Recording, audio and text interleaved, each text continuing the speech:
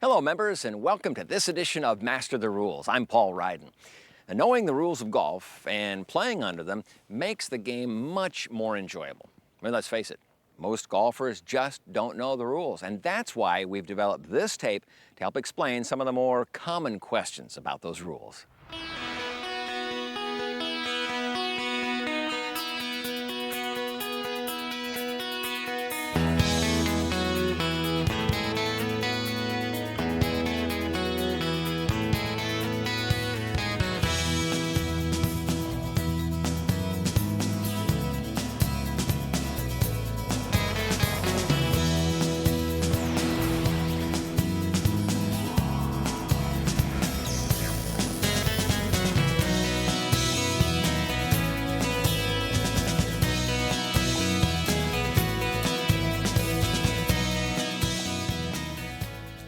The game of golf has been played all over the world for hundreds of years, but there are still only 34 rules of the game.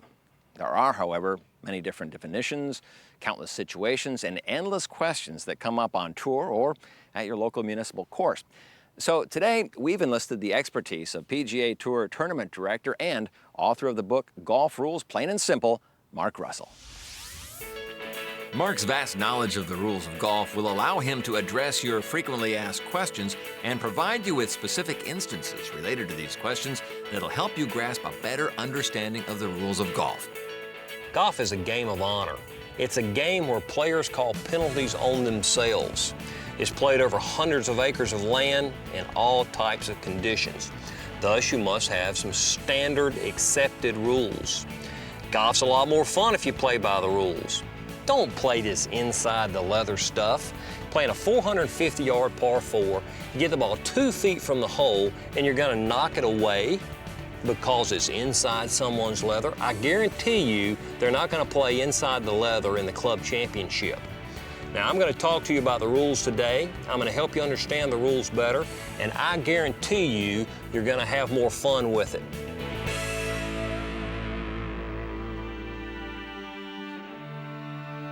But before we get started on the specifics, let's hear from some of the players themselves. It's an honest man's game, and everybody out here tries to play that way. I think that's one thing that really separates us from other sports, the fact that we are our own judge. You're kind of your own policeman out there. Players know the basic rules. People know the basic rules. You don't touch your ball, you don't move it in the rough, and you live by them.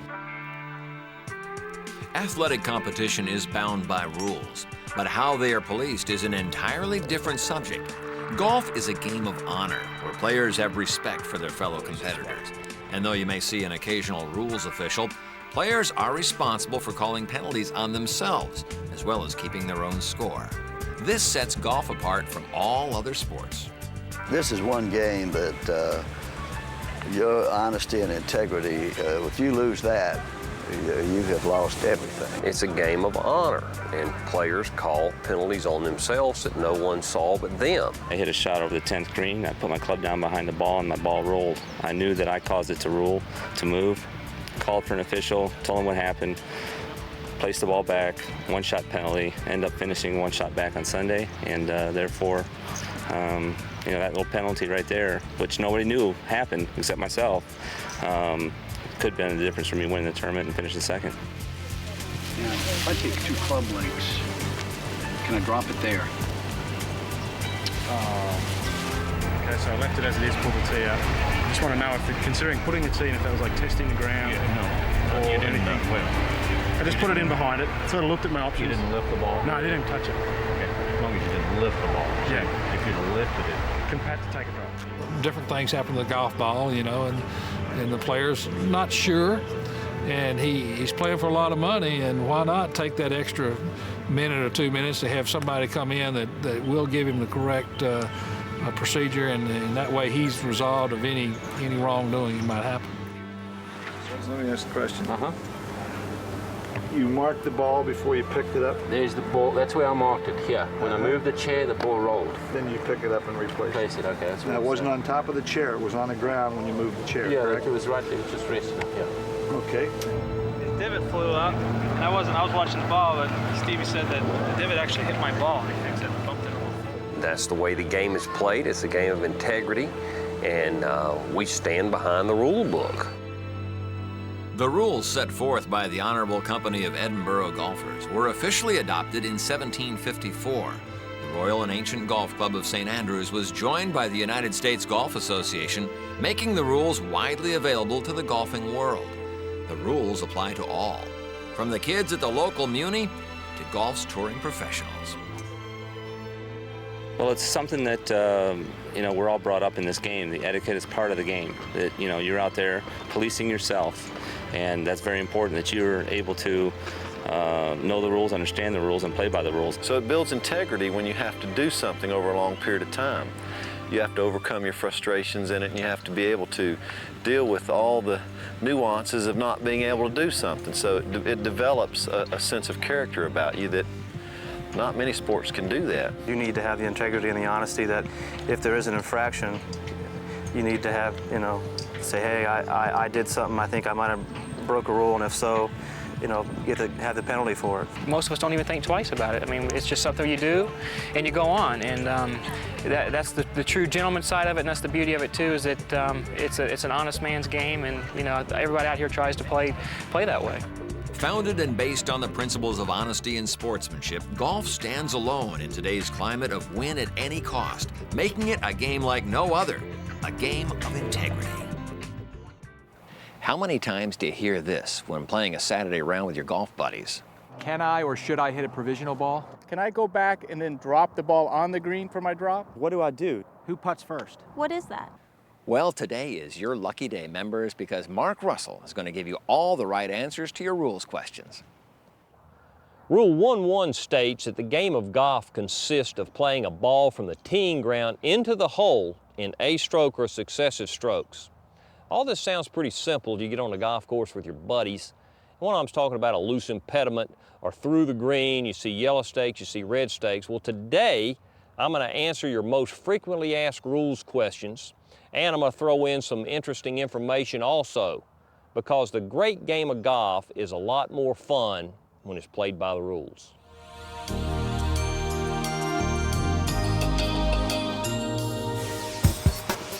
What is the nearest point of relief, and how do you determine it?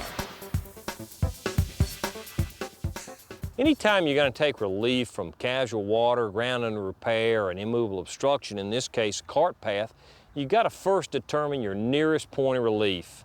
And that's going to entail four things. You want to take the club that you're most likely going to use, in this case a sand iron here. You've got to determine where the ball would be in your stance when you satisfied four things. First of all, it can't be nearer the hole.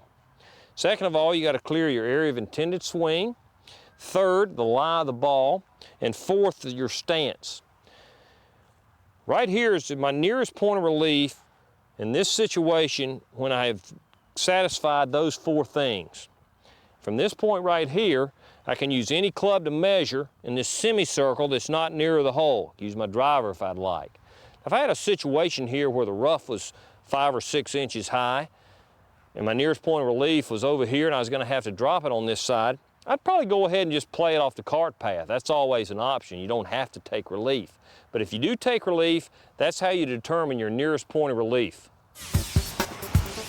What's the difference between a hazard and a bunker?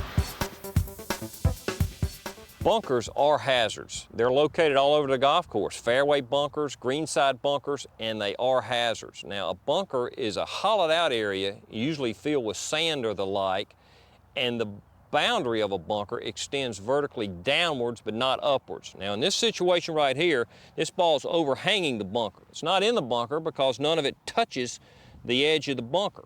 The bunker does not extend vertically upwards, so this ball overhanging would not be in the bunker. Here you could move a loose impediment. You could ground your club, no problem. You're not in the hazard, in this case being a bunker. So bunkers are hazards. They're located all over the golf course, greenside bunkers, fairway bunkers, and when you go into bunkers, be careful, they're hallowed ground. What exactly does grounding your club mean? The definition of addressing the ball when you take your stance and you ground your club behind the ball, except in a hazard, The definition of addressing the ball is taking your stance, because in a hazard, such as this lateral water hazard right here, defined by this red line, I cannot ground my club. I've addressed the ball when I've taken my stance. Now, I could touch this high grass here. That would not be a penalty. Grounding the club would be letting the club rest on the grass or the ground, and the weight of the club is supported by the grass or the ground. You can't do that in a hazard. It's a two-stroke penalty. Now, in a bunker, it would be the same thing, except I could not touch the sand at all with my club. If I touch the sand and preparatory to making the stroke, it's a two-stroke penalty. Be careful in these hazards, a water hazard or a bunker, because if you ground your club, members, it's a two-stroke penalty. What's considered a loose impediment? Loose impediments are natural objects such as stones, leaves, twigs, branches, and the like, dung, worms, and insects, and casts or heaps made by them, provided they are not fixed or growing, and not solidly embedded and do not adhere to the ball. Sand and loose soil are loose impediments on the putting green, but not elsewhere. Snow and natural ice other than frost are either casual water or loose impediments at the option of the player. Manufactured ice is an obstruction.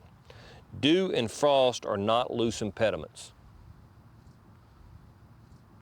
My ball's surrounded by loose impediments. They're natural objects, sticks, leaves, twigs. I can move these loose impediments, but if my ball moves, it's a penalty. If you move a loose impediment within one club length of your ball, whether it causes it to move or not, it's deemed to have caused it to move, and you had a one-stroke penalty you score and replace the ball. Loose impediments, definitions, they're in the front of the rule book. Members, if you read those definitions, it'll really help you with the rules of golf. What is a movable obstruction? A movable obstruction is a man-made object that's very easily movable, such as this pencil or this piece of paper, unlike a natural object, which is the loose impediment, the leaf. Now, if this pencil is interfering with my ball, a movable obstruction, I could mark my ball, move the pencil, a movable obstruction, and if the ball moved, I could replace it. A movable obstruction, once again, it's a definition in the rules of golf. The definitions are located in the front of the rule book. If you know those definitions, it's really going to help you with the rules of golf. What is an immovable obstruction? An immovable obstruction is something that's man-made or artificial on the golf course that's not easily movable.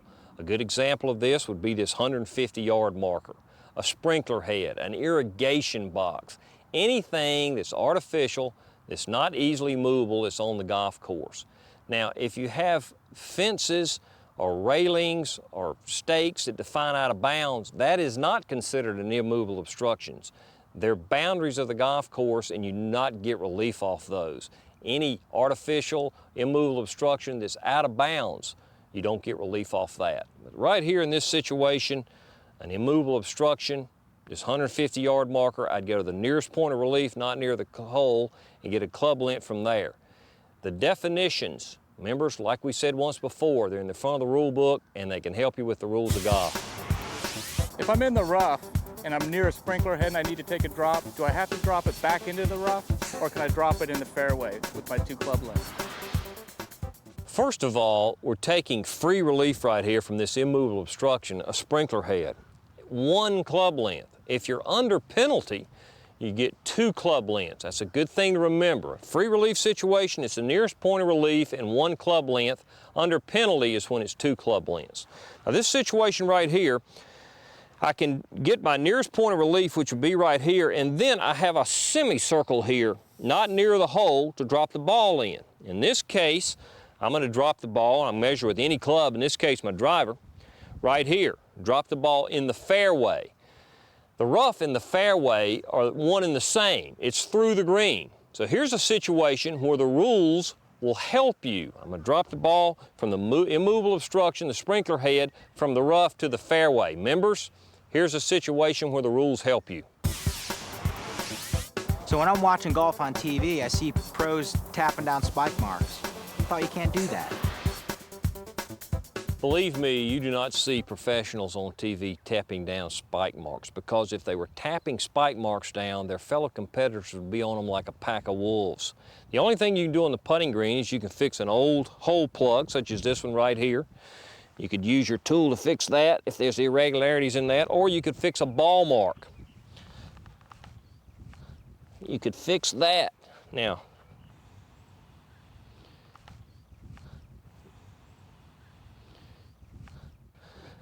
this spike mark right here, or that other irregularity, I could not fix if it was on my line. After I putted, I could fix that. I could tap it down. Or if this was not on my line, let's say it was over here, I could tap it down. But anything on my line other than an old hole plug or a ball mark, I cannot fix. So believe me, you do not see professionals on, you see them tapping things down, but they're not tapping down spike marks. If they were, they'd have a major problem with their fellow competitors. So what is casual water? Casual water is any temporary accumulation of water on the course that's visible before or after a player takes his stance and is not in a water hazard. Ball's in casual water if it's in or any part of it touches the casual water. This situation right here, the ball's not in the casual water, but when I take my stance, you can see casual water under my feet. This situation right here, I'd have to step out where you could not see the water under my feet, and where the ball would be in my stance at this point that's not near the hole would be my nearest point of relief. I drop the ball within 1 club length from there. And that's how you take relief from casual water. Is there ever a time in golf when you can actually drop the ball on the green? Usually you'd have to place the ball on the green, but right here's a perfect example of a time when you can drop the ball on the green. Player's playing this hole, he hits a shot, it rolls across the green, crosses the margin of the hazard here and rolls into the water. Under the lateral water hazard rule, he can go to the point where it last crossed the margin of the hazard, measure 2 club lengths. You can use any club. In this case, I'm using my driver. And in this case, drop the ball on the green. It's one of the few times you can drop the ball on the green, but under penalty, that's when you can drop the ball on the green. If I hit my ball into a lateral water hazard, what are my options? If you hit your ball into a lateral water hazard, you have 5 options. The first option is no penalty and go into the hazard and play it. But if you hit a shot, the lateral water hazard is defined by this red line right here, and you hit a shot and it crosses the line right here. This is my reference point. This is where the ball last crossed the margin of the hazard. I take this reference point right here, and my second option, under penalty of 1 stroke, is measure 2 club lengths and drop the ball within those 2 club lengths not near the hole from where the ball last crossed the margin of the hazard. Thirdly, I could go back to where I originally played the shot, drop the ball and play under penalty of 1 stroke.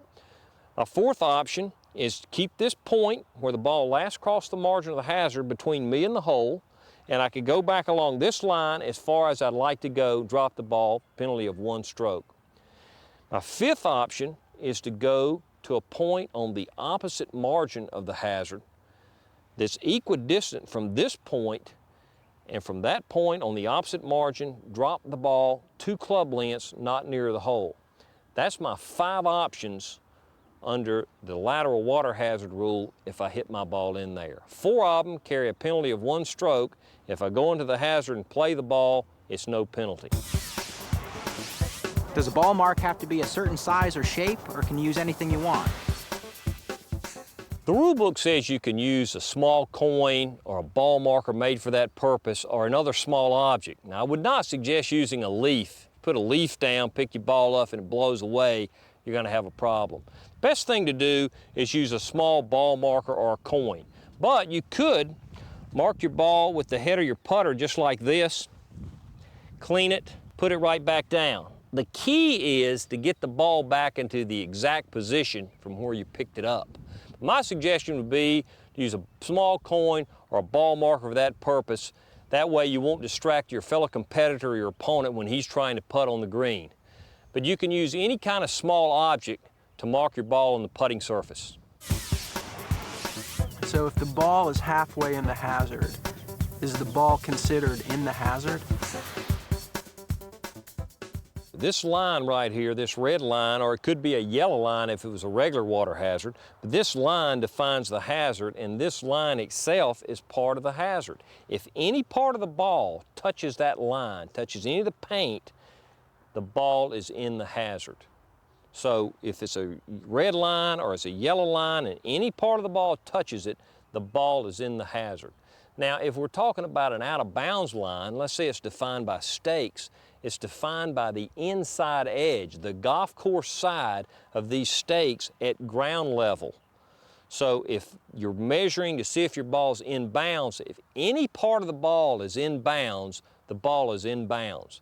For the ball to be out of bounds, all the ball must be out of bounds. If any part of it's in, the ball's in bounds. So if any part of it touches this line, yellow or red, it's in the hazard. If any part of the ball is in bounds on the out of bounds line, the ball's in bounds. If I hit my tee ball into the water, can I or should I hit a provisional ball?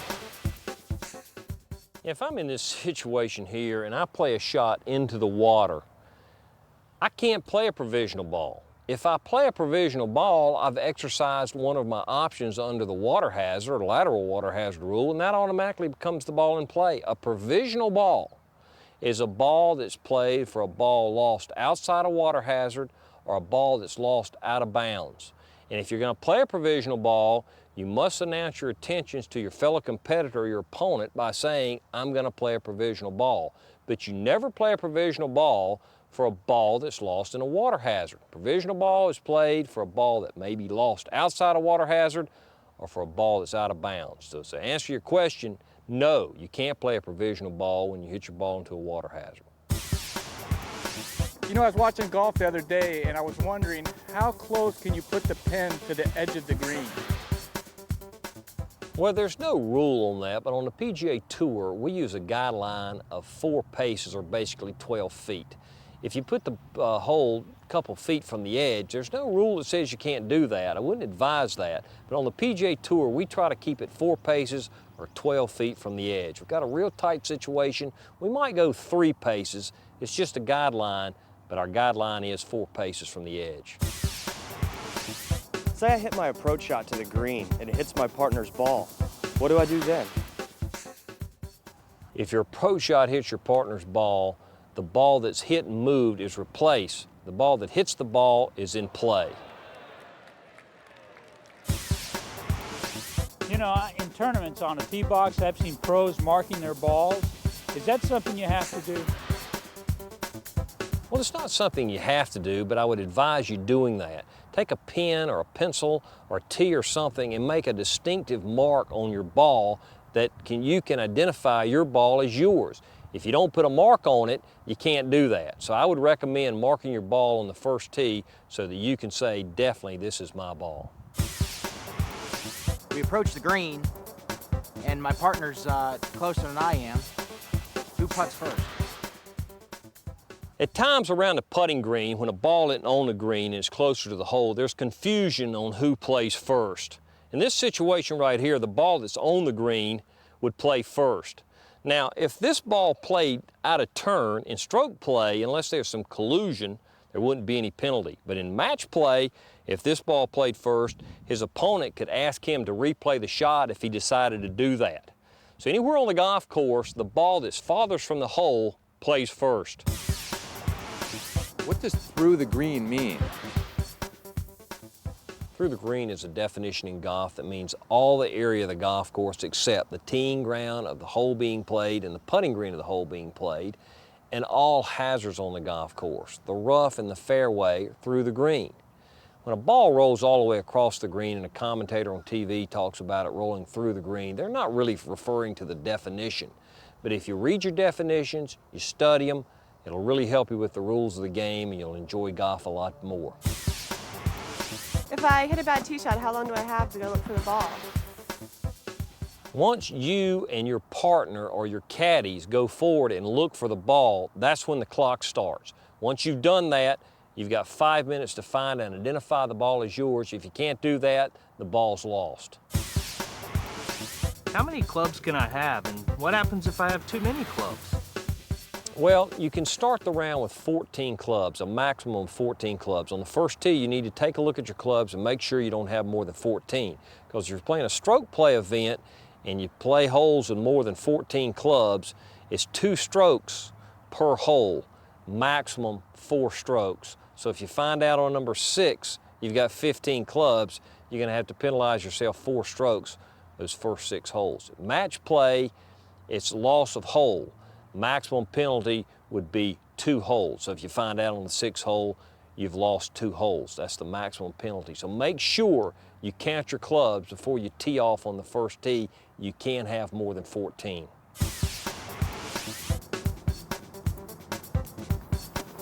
Does that count as a stroke?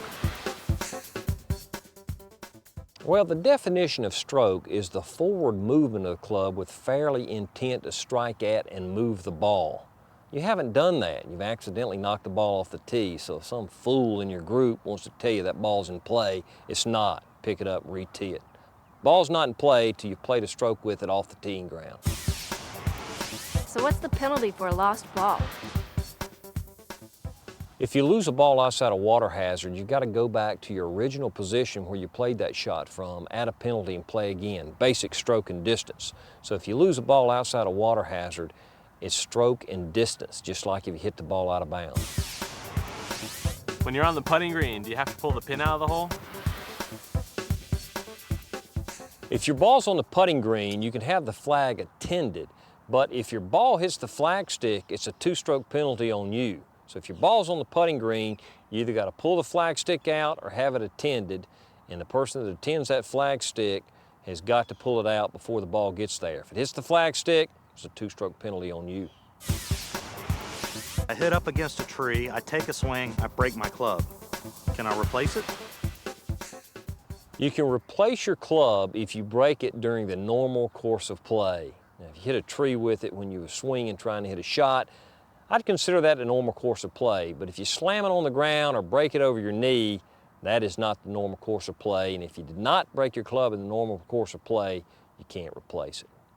We've just covered some questions that most golfers encounter on their weekend rounds with their friends. Now, take a look at some of the PGA Tour's most unusual rulings that Mark and his fellow rules officials have encountered over the years. Pay attention. One of these oddball rulings just might come up in one of your future rounds. At the 1990 Kemper Open, Stan Utley found himself in an unusual situation. Earlier, Mark showed us how to get relief from a cart path, but in this situation, Utley was faced with actually taking a drop on the cart path. He found his nearest point of relief, took his 1 club length, and then he proceeded to drop. Think it's going to stay on the cart path? Well, if it does, it'd be the first time. Something's wrong with the ball if it does. As you can see, his drop did not remain on the cart path, but the ball's resting place still left Utley obstructed. Up. He gets relief from the wires, Pat, not that tree. Not the tree. Those have stakes and wires to hold the tree up, so he gets relief from the wires. The tree is not the relief, it's the obstruction. After a second drop, Utley's ball finally rested in a spot that gave him full relief from the obstruction. Now, staring at a clear path back to the fairway, Utley took full advantage of the situation. Well, almost. At the 1991 Touchstone Energy Tucson Open, Hal Sutton was staring right into the face of an eagle. Or was he?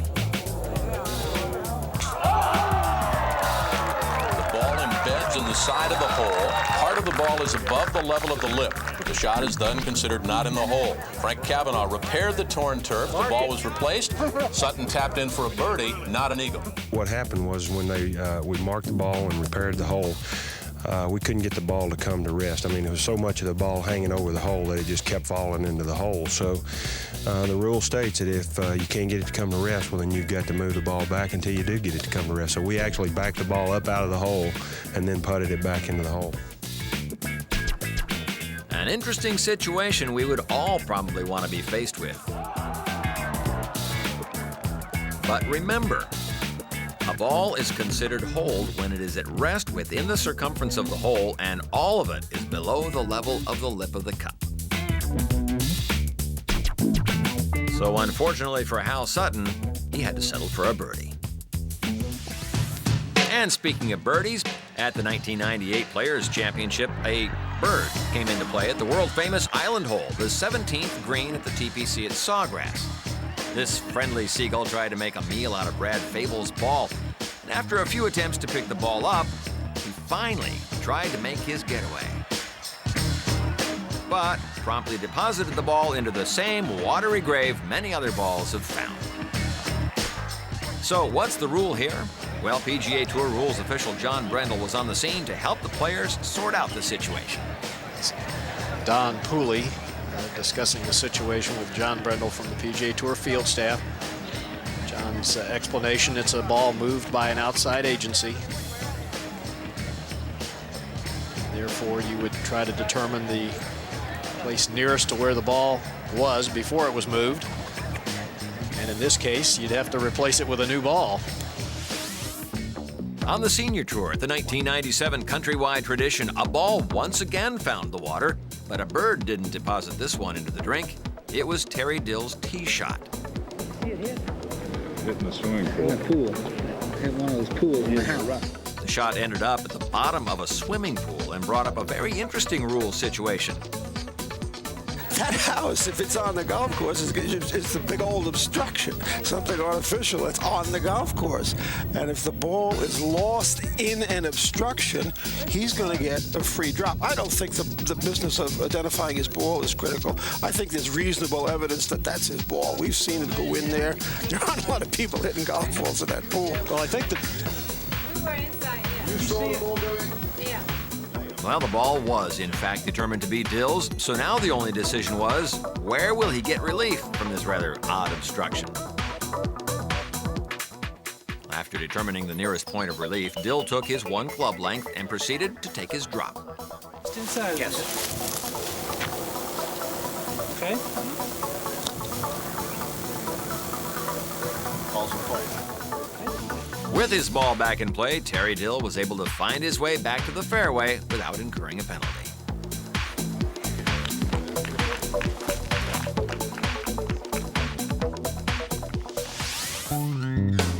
Unfortunately for Phil Mickelson, this tee shot at the 2001 World Golf Championships NEC Invitational didn't find the fairway. And that's not an uncommon occurrence on the PGA Tour, but when Mickelson began his search for his ball, an interesting situation transpired. Tournament official Vaughn Moes will help explain Mickelson's situation.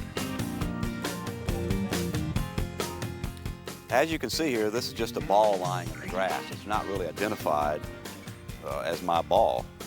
The two things happened to Phil Mickelson in the NEC Championships. The first thing was he wanted to identify his ball, lift it, and identify it to make sure it's his, because if he hits it and it's not his ball, he's played a wrong ball.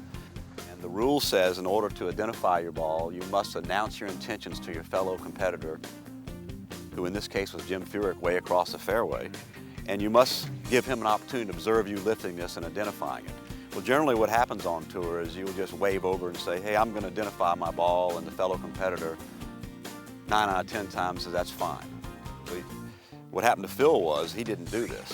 He just told his caddy, I need to identify my ball, and he lifted his ball and saw that it was his, and he put it back down and played it. One-stroke penalty for doing that. Well, Phil's problems didn't end with this one-stroke penalty.